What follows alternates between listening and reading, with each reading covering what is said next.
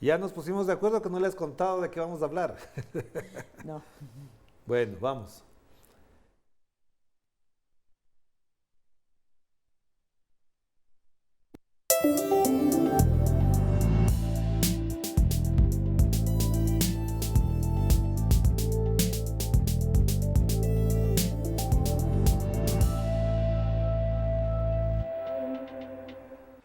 Bienvenidos y bienvenidas a Enclave Política. Cada día se suman más estudios y análisis del significado que tienen las noticias falsas, las llamadas fake news, el lawfare o la guerra judicial.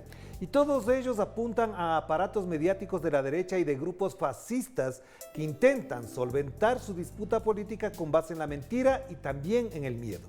Pero no solo es eso, también hay un comportamiento político de grupos y partidos que amplifican lo que ellos mismos sustentan en sus relatos. Ahora que ganó Gabriel Boric, se ha iniciado una campaña de desprestigio a su persona. ¿Qué decir de lo que hacen y dicen de Gustavo Petro en Colombia, así como de Jorge Glass y Rafael Correa en Ecuador? O contra Pedro Castillo, por ejemplo, en el Perú. Aunque suene a cantaleta, de esto no hay que dejar de hablar. Hay que denunciar todos los días. Sí, porque artículos como el de Antonio Maestre o de Pablo Iglesias apuntan a que el periodismo inscrito en esto ya es un atentado contra la democracia. De esto queremos hablar con la experta en Derecho Internacional, Adoración Guamán, a quien le damos la más cordial bienvenida. Adoración, empecemos el año con esto que parecería que no va a cambiar, que la forma en la que están trabajando para aniquilar, asesinar la reputación de líderes sociales, particularmente progresistas, se sostiene. Sí, se sostiene y parece que se está olvidando una cuestión fundamental y me voy a poner en el rol de profesora de Derecho. Cuando hablamos del periodismo y de la profesión de periodista, estamos hablando también del derecho y la libertad de informar. Eso requiere la transmisión de hechos con veraces o por lo menos cuya veracidad se haya contrastado, y eso también se conjuga con el derecho de las personas que no son profesionales de la información de recibir información veraz. Ese derecho a la verdad que implica tanto un comportamiento profesional de las personas, de las y los periodistas, y el derecho de la opinión pública, de la gente a recibir esa información veraz y no ser engañada. A mí me da la impresión, y así lo han comentado analistas como Pablo Iglesias o como Maestre, de que se está olvidando completamente esa función del periodismo de generar opinión pública a través de la transmisión de hechos veraces o con apariencia razonable de veracidad, para convertir al periodismo en un vector de transmisión de las ideas de una determinada clase político-económica y de manipulación social. Pero además, fíjate que hay cosas como lo que pasa en Colombia con respecto a Petro, lo que hemos visto de Pedro Castillo, donde se van configurando incluso tendencias o corrientes de opinión para desconfigurar, valga la palabra horrible, pero la imagen. Porque, por ejemplo, en Pedro Castillo se bajaron a 3 a 4 ministros a partir de publicaciones de los medios de comunicación. Y con respecto a Petro, le reactivan de nuevo todo eso. Pero el caso más ya escandaloso es que gana las elecciones legítimamente Gabriel Boric en Chile y ha empezado una campaña de tacharle como de comunista, como de terrorista, de drogadicto, de borracho. Es decir, una cantidad de cosas que no se entiende por qué la prensa lo hace.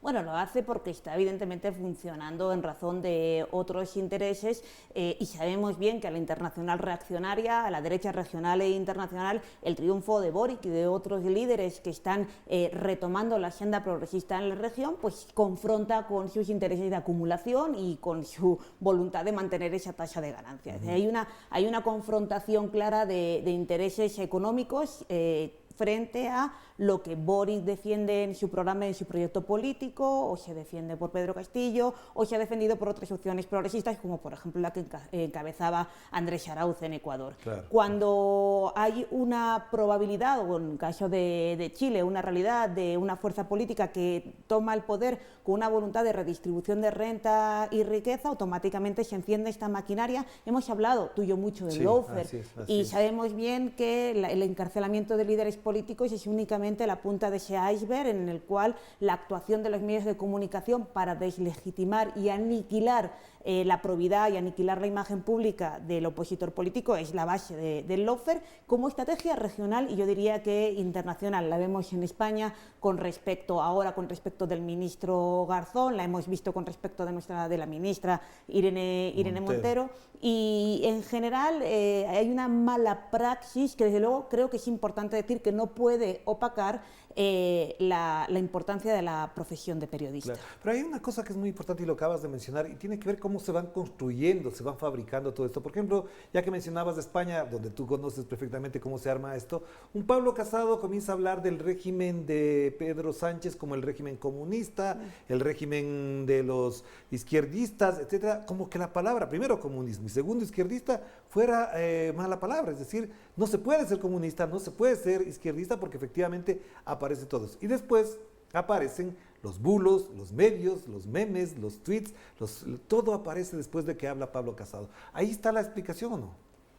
Creo que hay un conjunto claro y diversas autoras han hablado de la internacional reaccionaria, de esta conjunción entre una clase política que en la actualidad alimenta esta manera de hacer política a través de la mentira, del insulto, de la violencia verbal y del miedo. Yo pondría en paralelo las palabras de Lasso, del presidente ecuatoriano, con respecto, por ejemplo, de Leónidas Iza, que lo tacha de anarquista, como si ser anarquista fuera algo contrario a la democracia o per se violento, y Pablo Casado, que habla del comunismo. Sí. En ese sentido, lo único que hacen es utilizar palabras que yo creo que ni siquiera acaban de comprender y desde luego no saben la ideología que hay detrás, para utilizarlas como ariete político y para además provocar un desprestigio absoluto de determinados líderes que hacen oposición absolutamente legítima, y además utilizar ese miedo como arma política, y esto obtura realmente los mecanismos democráticos. Pero a ver, Adoración, hay dos elementos claves que quisiera poner. Lo que dice Antonio Maestre, que prácticamente el periodismo es el mayor atentado a este momento a la democracia. Parecería que una frase de esta naturaleza a mí como periodista me puede doler, es decir, cómo me viene a decir que nosotros somos los mayores atentatorios o atentadores contra la democracia. Y la otra es el artículo de Pablo Iglesias que yo citaba, que tiene que ver con eso de que la mentira como estrategia. Estos dos elementos, que lo dicen en España porque hay un fuerte componente, se aplican en un 95, 98% a lo que pasa en América Latina. ¿Efectivamente el periodismo ya es un atentado contra la democracia? No creo. ¿No? No creo, porque además, insisto, es importante reivindicar la actividad valiente de muchísimas y muchísimos periodistas que siguen teniendo la verdad y su profesionalidad en la búsqueda y la difusión de esa verdad como elemento fundamental. Hay muchísimos medios de comunicación y personas que en América Latina y en España se juegan día a día su trabajo, su prestigio y hasta su vida por transmitir información veraz, y la información veraz es la base de cualquier sociedad democrática. Pero no nos alcanza, porque lo que conversamos contigo todo el tiempo, parecería que es una cantareta, como digo, todo el tiempo, no alcanza. Bueno, es importante ahora mismo, y de ahí, ¿no?, creo que la línea de estos dos artículos, desenmascarar el momento autoritario en el que vivimos, creo que clarísimo en Ecuador, y también respecto de estos medios de comunicación que se orientan fundamentalmente a la manipulación de la opinión pública para denostar la imagen de líderes políticos progresistas. Esto es importante decirlo, pero eso no puede acabar con la probidad de la profesión y la importancia de esa búsqueda de la verdad que hacen los periodistas, digamos, que hacen honor a su profesión. ¿Por qué te digo? Por ejemplo, hay cosas que efectivamente parten de la mentira, parten del miedo, pero también parten de la omisión. Por ejemplo, en un caso muy concreto, este fin de semana se comprobó que la inflación acelerada que tenía, la hiperinflación que tenía Venezuela, se acabó. Sí. Empezó otra etapa. Digamos que en el caso de Venezuela esto ocurre, pero eso ya no es noticia.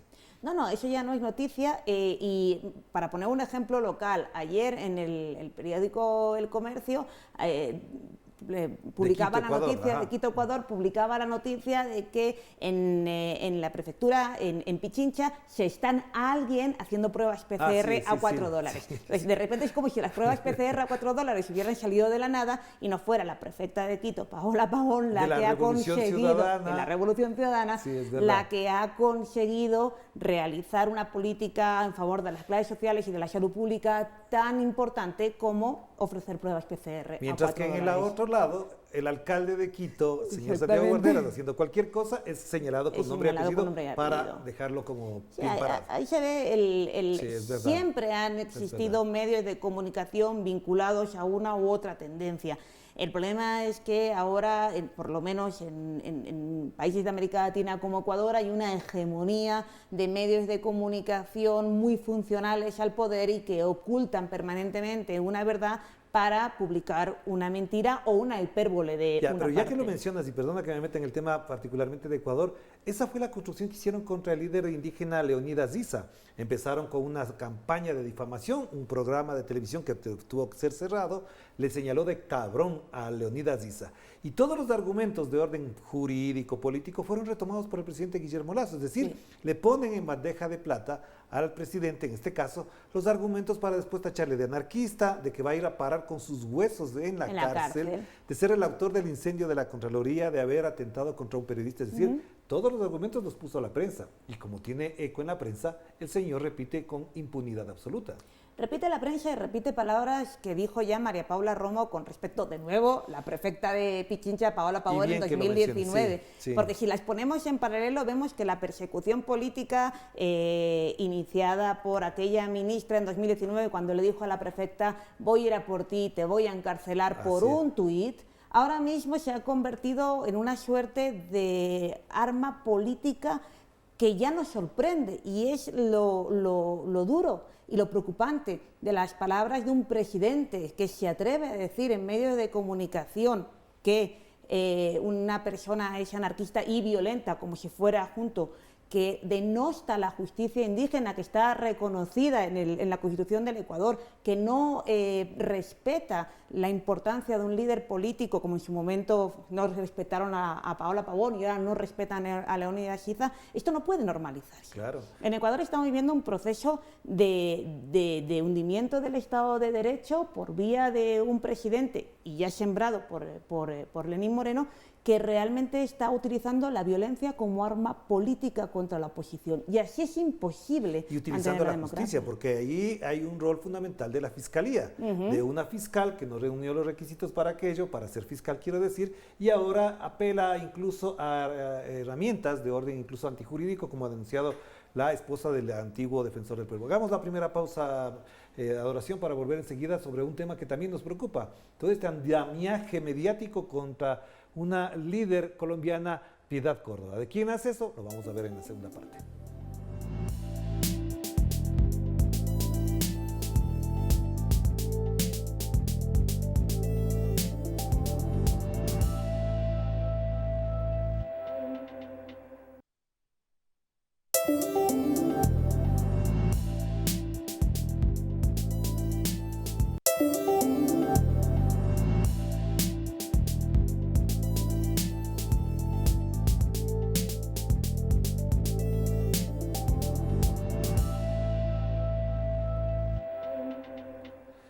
Estamos de vuelta aquí en Enclave Política y seguimos conversando con Adoración Guamán a propósito de algo que quisiera plantearte, Adoración, es muy importante. El señor Villavicencio, que presume ser periodista, pero en realidad obtuvo un título fraudulentamente en una universidad llamada de Colombia, que otorgaba títulos así como vender caramelos en la calle, ahora va contra la señora Piedad Córdoba, candidata a senadora en Colombia y ex senadora ya, y la acusa de vinculación con Alex Saab, etcétera, etcétera.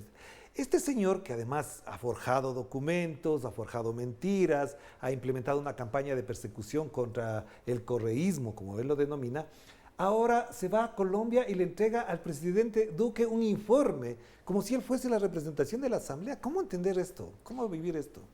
Yo creo que este señor está bien entrenado en el libreto clásico del lawfare y está siguiendo la estela de personajes tan siniestros como el juez Moro.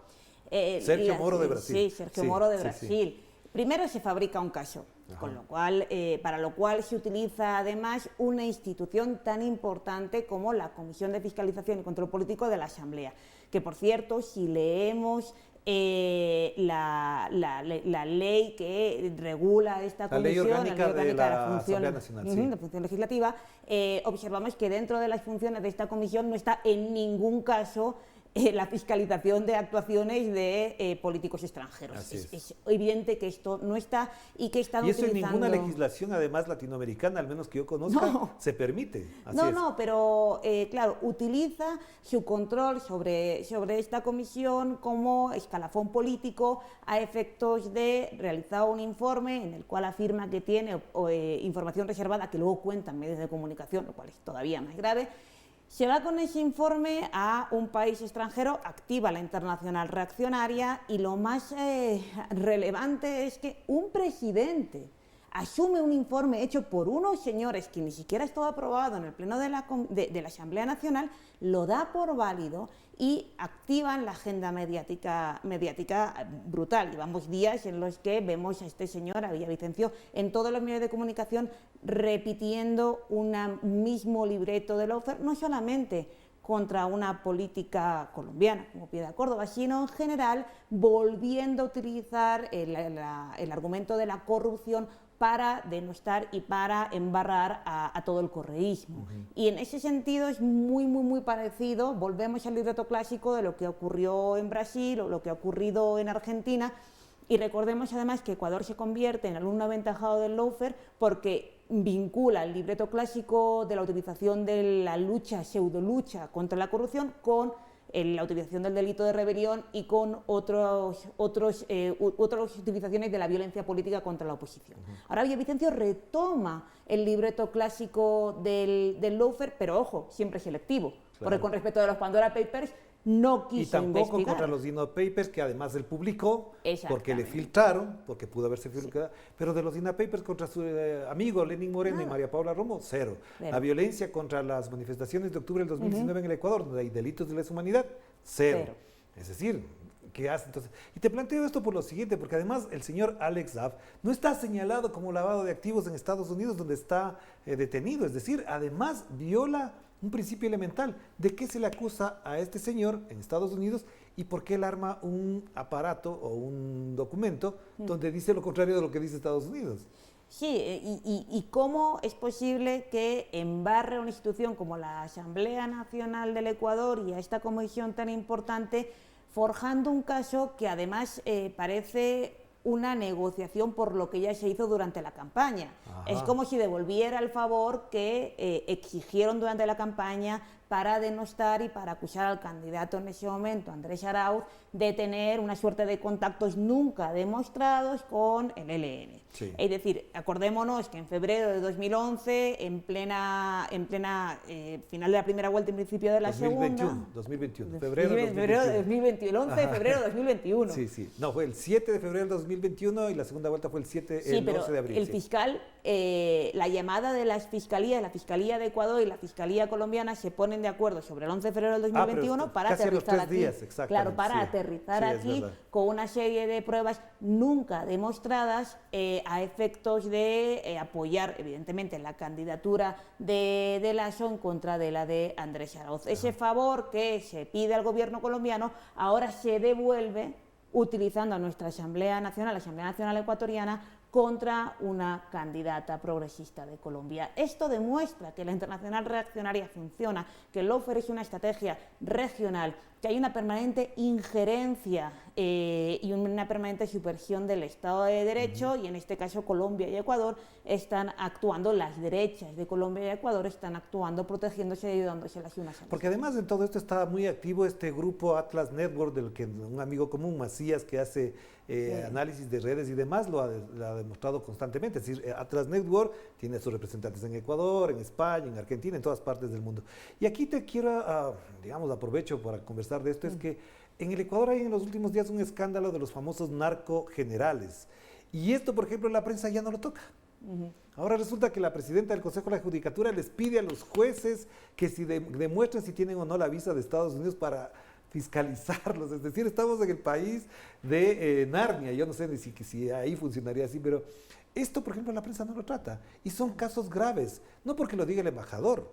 19 generales de la policía señalados como prácticamente narcogenerales. Y la prensa no lo trata, y el señor Villavicencio no lo toma. Es decir, esto se tapa. Sí, desde luego hay una persecución selectiva y la prensa, volvemos, esa prensa que es absolutamente funcional a los intereses no solamente del gobierno, sino evidentemente cruzados con los intereses de la embajada, que ha vuelto con todo el poder al Ecuador, pues esa prensa funcional tapa unas cosas para lanzar otras. Creo que es importante señalar que en Ecuador se está consiguiendo plasmar un momento de autoritarismo dentro de lo que debería de ser un sistema democrático, que se está convirtiendo poco a poco en un sistema en el que las posibilidades de hacer oposición y de hacer directamente de vida democrática se están obturando. Creo que ahora mismo lo importante es mantener ese llamado, ¿no?, por el Estado de Derecho y por la democracia en el país. Lo que no puede ser, no tiene ningún sentido, es que en el Ecuador existan presos políticos, que se utilice la criminalización a cualquier disidencia, que se implante la política del miedo, que existan rehenes políticos y que el gobierno juegue con eso, y se está convirtiendo en una situación realmente insostenible porque se han obturado. El gobierno ya no tiene capacidad de diálogo, ya no tiene otra posibilidad que utilizar el miedo, la amenaza y el uso de la violencia. Y está afectando ya no solamente al correísmo, sino a otras fuerzas políticas de oposición, y creo que esto debe ser o debe impulsar un momento de análisis y de posicionamiento conjunto por la defensa de la democracia, porque claro, así pero, por ejemplo, no se puede. En Argentina, el presidente Alberto Fernández el lunes pasado reproducía a Página 2 una entrevista que tuvo con una radio 750 AM en Buenos Aires, y él decía que se forjaron casos, es decir, que se armaron casos. Incluso hay un video que circuló últimamente de un ministro de Trabajo de la provincia de Buenos Aires, donde se hablaba de que si yo fuese la Gestapo acabaría con esto, con lo otro, y era una reunión para armar juicios y casos judiciales contra dirigentes gremiales. Esto en Ecuador ha ocurrido. Lastimosamente no hay las pruebas que tiene Argentina, pero eso ha pasado exactamente. Se han forjado casos, se han perseguido dirigentes, se han hecho incluso sentencias con base a códigos ya caducados o extintos, y sigue todo igual. Bueno, sigue todo igual, no, en el sentido creo que cada vez es más evidente y hay una opinión creciente de que este gobierno está utilizando o está adquiriendo una deriva que muchos ya tildan de autoritaria o incluso neofascista, y sobre todo que impide la oposición política. Y creo que es importante reivindicar el carácter absolutamente legítimo de la oposición y en particular de la labor de las asambleístas y los asambleístas, que tienen que tener el derecho a la crítica, el derecho a mantener sus propios programas electorales y, por supuesto, el derecho a pronunciarse en contra del gobierno sin que nadie les pueda tachar de golpistas.